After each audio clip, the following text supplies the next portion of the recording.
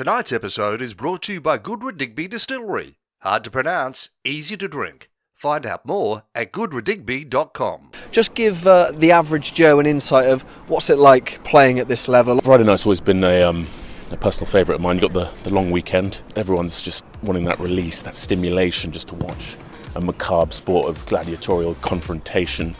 And you feed off that as athletes. Like, you love it. Love it. Love it. Love it. Love it. Love it.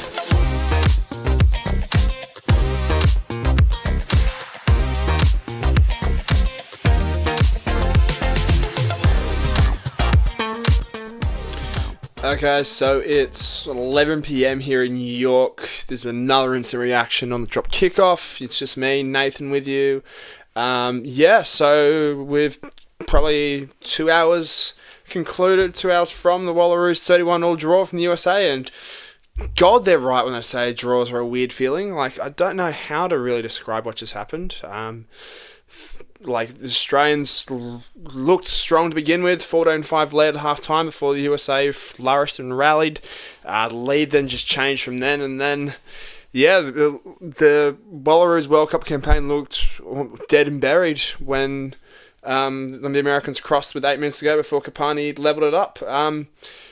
This is, again, draws are just such a weird feeling. You partly feel like... It all depends on what side of the ledger you're on. Like, for me, I feel like the Australians, that was not necessarily a game they lost, more a game that was lost and won than somehow drawn. Like, they were in control. They, at 14-5, they should have kicked on with it and just didn't. USA rallied and they're a team of momentum, but firstly, credit for finding a way at 31-26 for the Australians to march back, get the turnovers, get some points, and at least now they control their own destiny. So for those wondering what the hell happens from here, basically the Australians will play England and Brighton on Sunday Australian time, Saturday UK time. 4 hours before that, USA will play Samoa. The USA essentially need to make up 136 points difference against the Samoa side that just lost 92-3 to England. Now, that same England team shipped 60 on the USA, so I don't know. I don't know what Samoa team's running out there. If I was the Wallaroos coaching staff, I'd be throwing every bit of resource and detail you have on the Americans at the Samoans and just say, please, do it for the Oceania cause. And then, the Aussies will know what they have to do, and essentially, sure, beating England would be great, but England are that good. It would just be a case of, can we not lose by that amount? So it's a weird week. Positives. Caitlin Hall's a star. Caitlin Hall's, at 18 years old, is the breakout star of this World Cup. She's amazing. She controlled the attack so well and just stepped up in those key moments. Piper Duck, superb. Sam Wood, superb. Both those really rallied at key moments. I think Piper's break late in the first half along the turnover really contributed to the late try that gave us the 14-5 lead. Well, Sam Wood, even though she missed the kick, she was great. She made a couple of really good kicks and put us in that position. Speaking of kicks, again, a weird one. When you have the USA, first kick falls off the tee as the siren's about to sound, and again, Smart's only chance is to grab the ball and be like, nope, too bad, missed your chance. Because that could have been the difference between us sitting here being like, all right, we still control destiny, to this bottle of gin, which is still half full or half empty, depending on how you look, being demolished before an 8 a.m. train ride tomorrow. On that, actually not, we don't need to go into that. And then the second one hits both posts and out, and you just kind of sitting there being like, all right, is this our chance? Is this fate? No, turns out it wasn't. Turns out it was a weird fate. A weird fate. Who else? And Desi Miller, again, finished exceptionally. I thought the bench came on, real mad impact. Amosa and Kapani, excellent scrum time. Really sort of solidified that role. Leaney, I thought was Kate Leaney, very underrated. Her work to sort of roll through, sort of swim through that maul to get that turnover 2 minutes ago, superb. That was a sort of a game-defining play that a lot of people overlook. All right, let's turn to the other side of the ball. Referee-wise, I can't say what I want to say because I will say something that I will listen to in the morning and I will regret. It is too raw right now in terms of my opinion on it to say it, so I won't. I will defer to those who want an opinion to how diplomatic Andrew Swain was in terms of dealing with the decision. I think he summed it up in his commentary perfectly. There was just a lot of calls where you're just sitting there being like, okay, really? I need to say that again because, yeah, you just look. It is what it is. Sometimes you don't get the rubber and grade, and that's what happened. That felt like what's happened in the second half. I think it was 9-3 the penalty count against the Australians. Yeah, it's tough to win games when that happens. So credit goes to the Aussies for being able to rally and actually being able to salvage a draw. The Alona Mar factor, I mean, she was great. She was great defensively. Attacking-wise, she sort of complements the USA's massive forward pack. They just get go forward. Killed the Aussies at the attacking ruck. 3 turnovers, just an absolute gun. I'm glad she performed because pre-game it does, like, for those wanting to know what it's like, it does turn into the Mar show. In the sense of, like, the family getting interviewed and they go to the anthems and they pan to the family and it's like, okay, you guys realise there's 22 other players out there, right?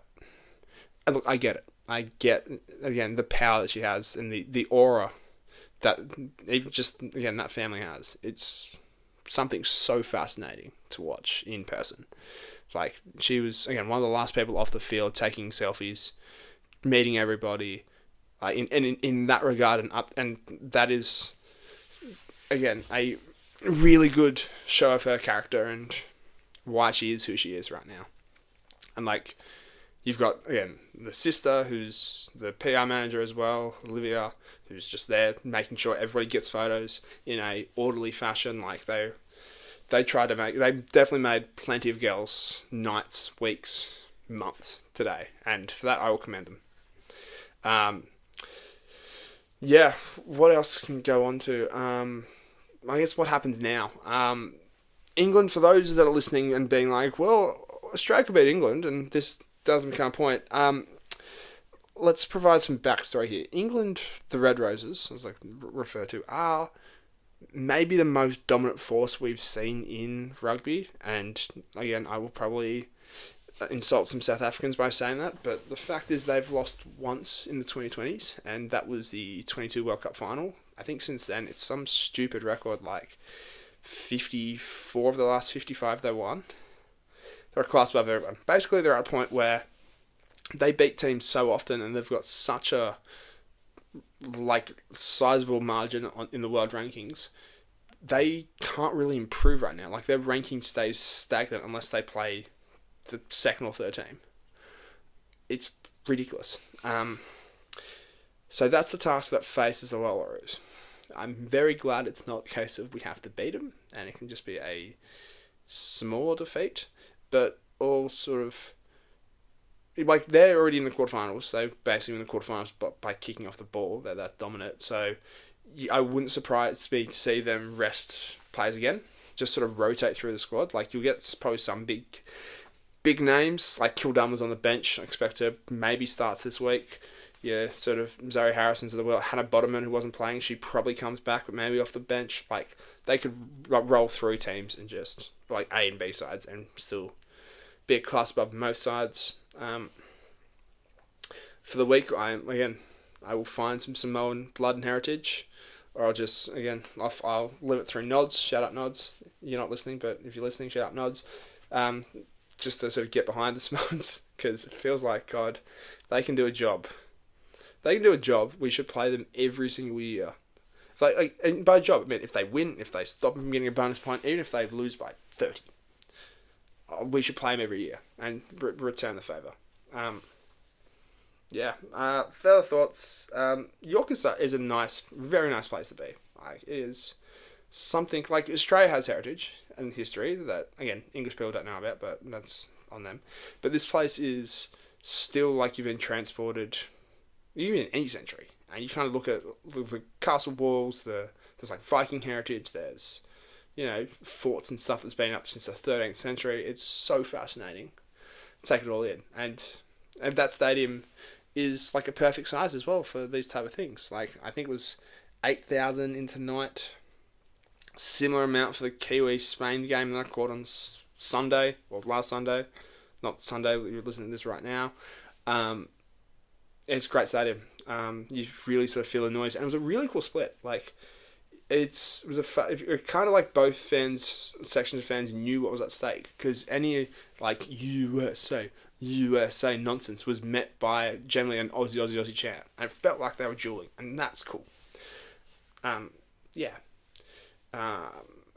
Brighton next, right on the water there, so something a bit more different. This is a Premier League stadium as well, so expect deck to be fast, deck to be clean. It'll be good, and yeah, it just feels like I'm going to rant time. Fuck it. It feels like any time with a World Cup or a big event where they need jeopardy, it ends up being Australians, and I'm so over that. Like, don't believe me, let's go through it right now. The last Olympics, first 2 days basically rolled through as expected to a certain extent in the women's side of things. Who's a team that falls? Australia. Who's a team that rises? America. And they get the rubber green. I get the rubber, the bronze medal and all that bullshit. 12 months earlier, we get to a Rugby World Cup. What is the upset that defines that? It should be, realistically, Portugal-Fiji. That should be the upset everyone remembers. But it's Australia losing to Fiji in St. Etienne. That just ends up being the game of jeopardy. When all of a sudden you get to a point where you're like, I need this World Cup to get exciting. Like, when's something going to happen? Why is it always us? Like, why is it always us and why? And just why? Like, can we not do things easy? Again, even the fact that, like, things have kind of gone the upside, we just can't do things easy. And it's just going to take some math and some nervous watching of the USA and Samoa, and hoping Samoa can limit the damage to get us through. Which quarterfinal would be basically at this stage the winner of Canada or Scotland, and both those teams played in the last 12 hours. I won't say tonight or tomorrow. I'd lose track of days with the time zones. Canada look unreal. They maybe were at a lull for about 10 minutes against Wales and then just blew them apart. While Scots kind of struggled against Fiji. Struggled more than I thought. I thought they were going to roll through Fiji, but again, the joy of Fiji is you just get them rolling with a bit of momentum. They turn to a world-class team, and they troubled them until they troubled themselves. Yeah, I think that's about it. I guess you're looking for an injury update. Sika Pesipalu probably back next week. She has only been full training with the squad for about 2 to 3 days. So, she'll be back next week. The interesting caveat to note, a little gem if you've been around for this long, and I say it's long, it's like 12, 13 minutes, depending on how many ads have been put in this. If there is an injury into an outside back or midfield, Charlotte Caslick is fit to return. You need somebody, essentially the way World Rugby goes, you can't just replace somebody. Someone needs to have unfortunately, someone would have to be ruled out for her to come in. So I still don't see it happening, but an interesting point to note is she would be on standby. Yeah, I think that's it. I'm assuming the guys will... there's other two scenarios here. Either the guys will do an Argentinian preview, or this other half of Gin might go down alongside Finn, and we might do a World Cup preview. I don't know. We'll leave it open to chance. But yeah, if you've been enjoying the World Cup content, please, long may it continue. We'll look to try and keep these rolling out.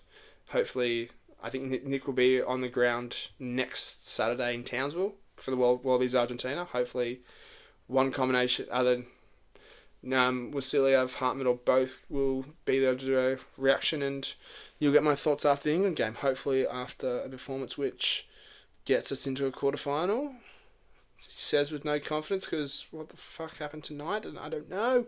But yeah, this has been my ramblings. This has been my basically direct thoughts after a 31-all draw in New York. Yeah. Catch you in a bit.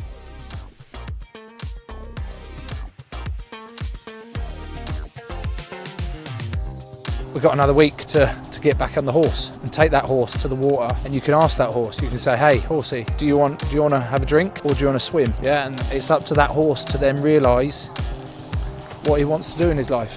So we're looking forward to, like I say, getting back on that horse.